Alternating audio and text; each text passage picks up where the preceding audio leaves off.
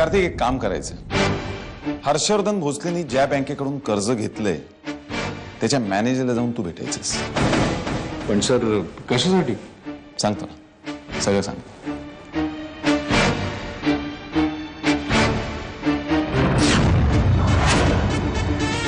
आणि एवढं सगळं झाल्यानंतर त्याला कसा फायनान्स मिळतोय की आपली कंपनी बघू. मला तुझ्याशी जरा बोलायचं. काय? मानसी काही बोलली का तुला? नाही, तू तिचं बोलणं एवढं मनावर घेऊ नकोस. तिचा स्वभावच तसा आहे. तिच्या वतीने मी तुझी माफी मागतो. अरे काहीतरीच का वेडा आहेस का तू? या एका आठवड्यात तुला जे काही करायचंय ते तू कर, पण राजाराम पांढरे मला कोर्टात हजर राहायला नको, समजलं? ठीक आहे, ठेवते फोन. राजाराम पांढरे आता स्वतःच्याच नावाचा जप करायला लागला, कारण लवकरच तुझ्या नावापुढे कैलासवासी राजाराम पांढरे असं लागणार.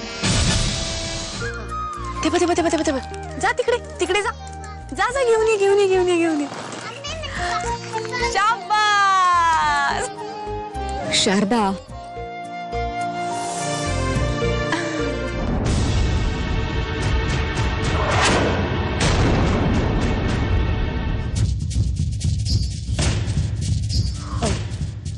तुमची मुलगी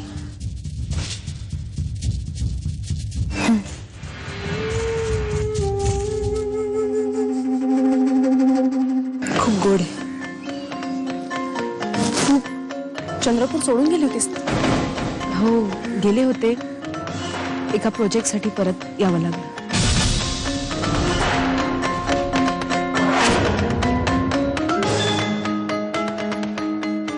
तो माणूस तुझा कधीच होणार नाहीये. तो तुला कधीच बायकोचा हक्क देऊ शकत नाही. ना सुखी संसार ना मूलबाळ. तो फक्त तुझा वापर करू शकतो आणि तेच तो करतोय. शारदा, तुझी हितचिंतक म्हणून पुन्हा एकदा तुला सल्ला देते, त्याचा नाद सोड आणि एखादं चांगलं स्थळ बघून लग्न कर. मग ते सुख ज्याची तू मनापासून वाट बघतीये तुझ्या पदरात पडेल. नाहीतर या सुखासाठी तुला आयुष्यभर असं झुरावं लागेल. निर्णय तुला घ्यायचा आहे. येते मी. काही कळत नाहीये, ह्यांनाही विचारू शकत नाही, पण विचारल्याशिवाय कळेल कसं? ठीक आहे, हे आल्यावर विषय काढते एकदा. आज त्या आसावरीजवळ हक्काचं कुंकू आहे, हक्काचं मूल आहे, आणि माझ्याजवळ काहीच नाही. 10 करोड जमा झाले होते, त्यातले काही पैसे दिले त्याला, पण त्यामुळे माझं सगळं प्लॅनिंग विस्कटलं. मी म्हणत होते असल्या माणसांशी संबंध जोडू नका म्हणून, पण तुम्ही माझा ऐकता कुठे? फक्त या प्रोजेक्ट पुरतं घेतलं मी त्याला पार्टनर म्हणून. कमी लग्न केलंय त्याच्याशी, आयुष्यभराचे संबंध जोडायला. ज्यांच्याशी लग्न केलं त्यांचा तरी कुठे विचार करता तुम्ही?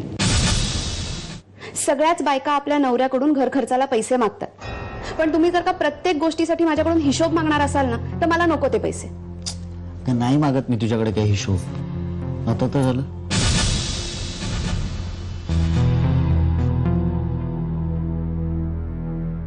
आज जर यांनी खरंच मागितले असते पैसे तर कुठून आणले असते मी? जर त्या माणसाला काम जमले नाही तर माझी स्वप्न धुळीला मिळतील. माझ्या हातात काहीही लागणार नाही. याविषयी हर्षशी बोलू का? नाही, नको.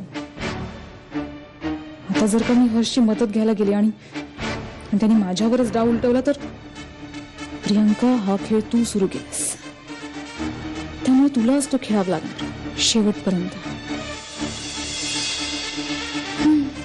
बघूया आता या खेळात नशीब तुला काय साथ देत आहे. Priyanka, just wait and watch.